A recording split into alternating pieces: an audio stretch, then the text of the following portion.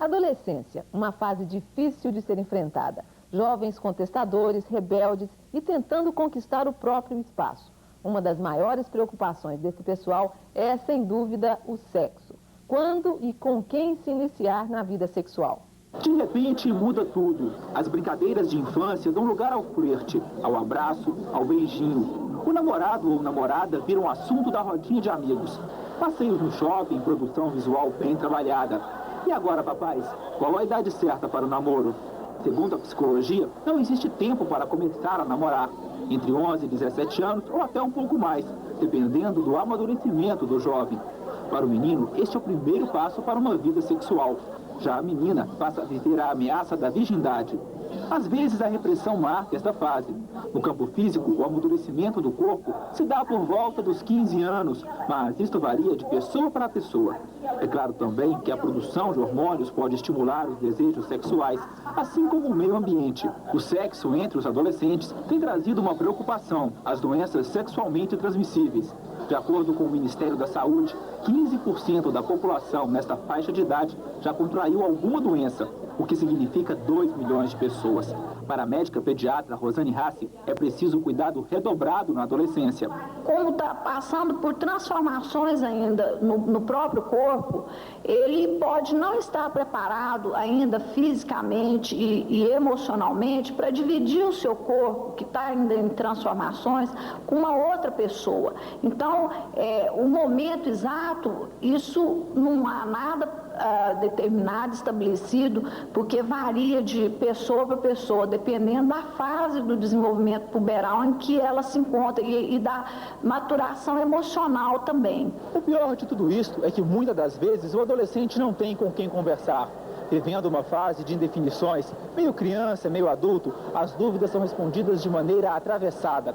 Nem os pais e muito menos os professores estão preparados para falar com eles sobre sexo. Mesmo sendo um assunto tão antigo, os preconceitos continuam atuais. Nesta época, o adolescente passa a observar mais o próprio corpo e a verificar as transformações dos companheiros. Ele ainda começa a sair da condição de dependente para ganhar mais responsabilidade. Somando tantos fatores, é fácil concluir que a cabeça desta turma não para. Em meio ao turbilhão, restariam os pais, mas a liberdade para o diálogo está longe da realidade. É difícil de tratar esse assunto. Não, hoje ainda é difícil, muito difícil. Por quê? A vergonha é muita. A relação de pais e filhos não é tanto assim, né? Eles acham que a geração nova não manja nada. Fica muito difícil conversar com os pais, né, a respeito de sexo. Não tem como, é meio tabu ainda. Quando surgem as dúvidas, como é que fica? Fica na dúvida. E se os jovens ficam na dúvida, os pais então se encontram muitas vezes em grandes enrascadas. Por onde iniciar um diálogo com os filhos, que para os pais ainda são crianças? Um desafio a ser enfrentado. Com a gente no estúdio, a psicóloga Virgínia Suassuna, que já tem 18 anos de profissão e sabe bem desses problemas. Boa tarde, Virgínia. Boa tarde, Anderson. Virgínia, por onde começar essa conversa de sexo com o filho? É tão interessante porque a sexualidade na adolescência nada mais é do que um reflexo da sexualidade na infância também.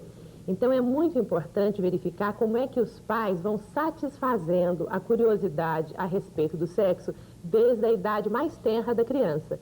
Então, na adolescência, o que a gente observa é que a curiosidade, na medida em que ela não foi satisfeita na infância, ela vai, de alguma maneira, se perpetuar e muitas vezes ser satisfeita através de uma prática sexual prematura, antecipada, que gera culpa, vergonha, arrependimentos.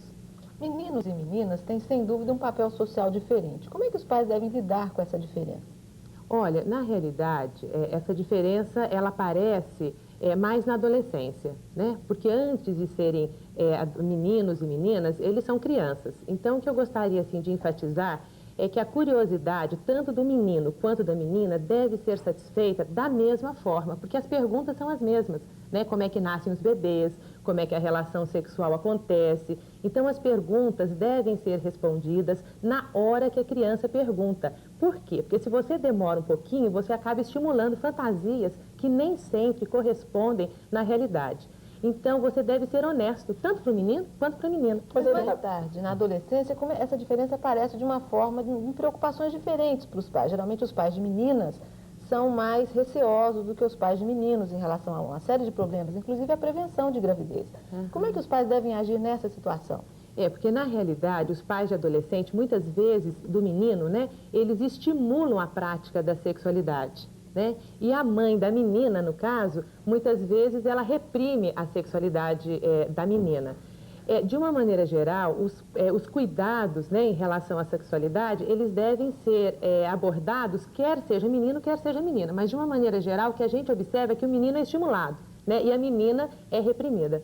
Mas como é que os pais ficam quando, por exemplo, escutam perguntas de filhos que a gente colocou aqui, que para eles ainda são crianças, ele fala, não, eu não vou falar de sexo com ele agora, porque se eu estiver falando, ele vai se interessar nesse assunto e vai querer, talvez, praticar. Então, eu não vou falar nada porque eu evito. Isso é errado. Isso é errado. É muito interessante porque é uma crença que os pais têm de que, na medida em que eles não estimularem, né, a curiosidade não vai aparecer. E que muitas vezes a forma melhor de se evitar é esperar que naturalmente a questão aconteça.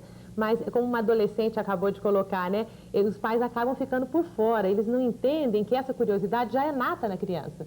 Então não adianta ficar pensando assim, não, eu não vou estimular a curiosidade, de repente está muito cedo ainda para estar trocando essas informações com a criança, porque na realidade essas questões já existem dentro da criança. Porque se ele não está falando em casa, fora ele pode estar falando. Fora, com certeza. E o perigo, Anderson, é que de repente fora a criança tem informações que nem sempre são saudáveis e verdadeiras. E tudo isso vai distorcendo a vivência sexual do adolescente.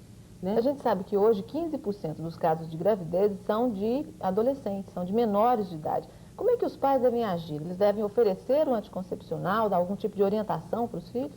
Sim, os pais devem dar uma orientação que para mim é básica, né?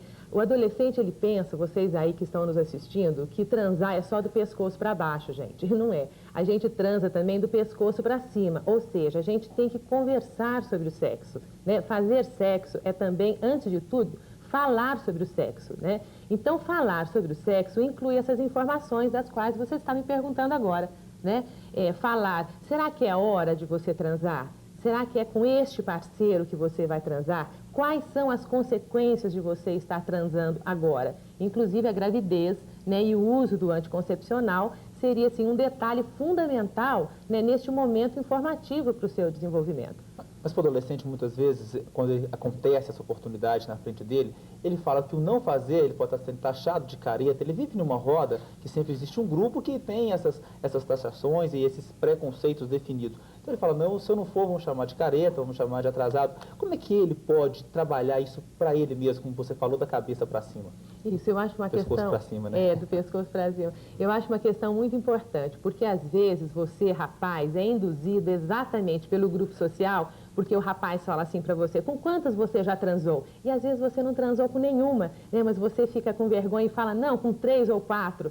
E na realidade você sai dali com vontade de satisfazer o desejo do seu colega, e que muitas vezes não é o seu desejo.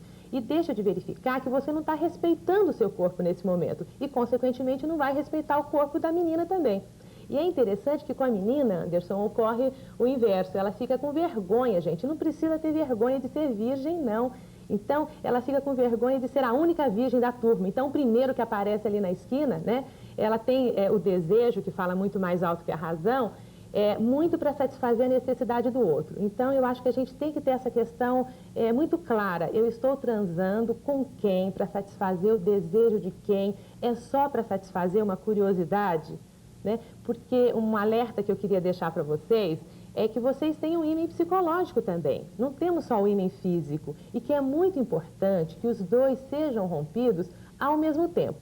Ao mesmo tempo, entre aspas, de preferência, o ímã psicológico primeiro, porque você tem que verificar se é realmente a hora ou se você está apenas satisfazendo o desejo do outro ou apenas agredindo os seus pais, né? Então, a gente tem que refletir muito. O sexo, ele tem que ser raciocinado também, porque senão ele perde a função maravilhosa que ele tem, que é de reprodução e de dar prazer. E aí ele é fonte de desprazer, de culpas, e aí fica ruim, vocês não vão gostar. A gente está vivendo, sem dúvida, um período de grandes transformações, e os pais muitas vezes se sentem pressionados a aceitar inovações.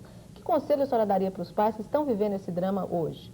Eu acho que vocês não devem se forçar a aceitar essas inovações. Eu acho que vocês têm que refletir junto essas inovações. Porque muitas vezes, quer dizer, vocês não participam com o adolescente do que é inovação também. Será que é inovação mesmo? Porque o que a gente observa lá na clínica é que, às vezes, a inovação ela é só intelectual, mas, na prática, o corpo, né, do adolescente, ele não está pronto para essa inovação. Então, nós pais, eu também sou mãe de adolescentes, estamos passando pela questão quase que da pré-menopausa, nós também temos as nossas dificuldades sexuais. E acho importante a gente estar desenvolvendo e refletindo isso juntos com os nossos filhos.